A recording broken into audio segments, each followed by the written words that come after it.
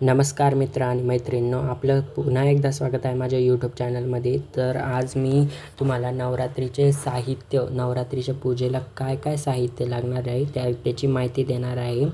आणि ते साहित्य आपण कसं हे करू शकतो ते सगळं, त्याचा वापर वगैरे सगळं मी पुढच्या व्हिडिओत दाखवणार आहे. तर आता ह्या व्हिडिओत मी साहित्य दाखवणार आहे. आपल्याला एक पाट घ्यायचा आहे, त्याच्यावर एक कपडा आणि त्याच्यानंतर इथं दिवा घ्यायचा आहे, अखंड दिवा. त्याच्यात अखंड वात लंबीवाली, जिने की ती 9 दिवस चालली पाहिजे. आणि एक घट मटकं, आपलं मातीचं मटकं, त्याच्यात आपण दररोज एक एक ग्लास पाणी टाकता येईल असं. त्याच्यानंतर 5 प्रकारचे धान्य जे आपण घटाच्या त्याच्यात उगवायला टाकू. त्याच्यानंतर एक तांब्याने भरलेला कळस, त्याच्यानंतर त्याच्यात पाणी भरून, त्याच्यानंतर एक दोरा जेणे की आपण त्या घटाला बांधू आणि दररोज माळीला ते दोरा वापरला जाऊ शकतो असं.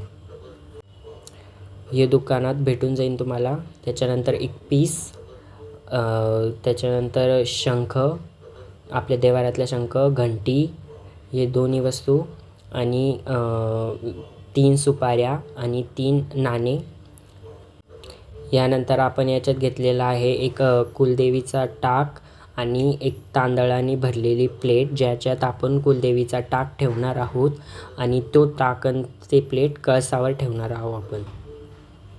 याच्यानंतर आपल्याला लागणार आहे मातीचं एक भांडं, ज्याच्यात आपण माती टाकणार आहे, आणि एक काळी माती जी आपल्या परिसरातली असावी, स्वच्छ ठिकाणाची असावी. आपल्या घरा बाजूची जरी असली तरी चालेल, पण स्वच्छ पाहिजे.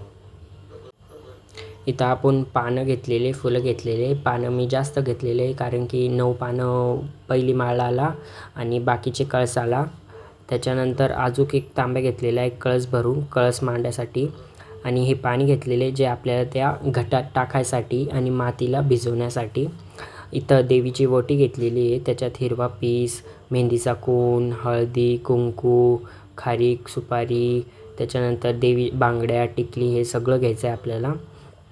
त्याच्यानंतर आचमन करायसाठी एक ताट, त्याच्यानंतर पळी, पात्र आणि एक रुमाल घेतलेला हात पुसण्यासाठी.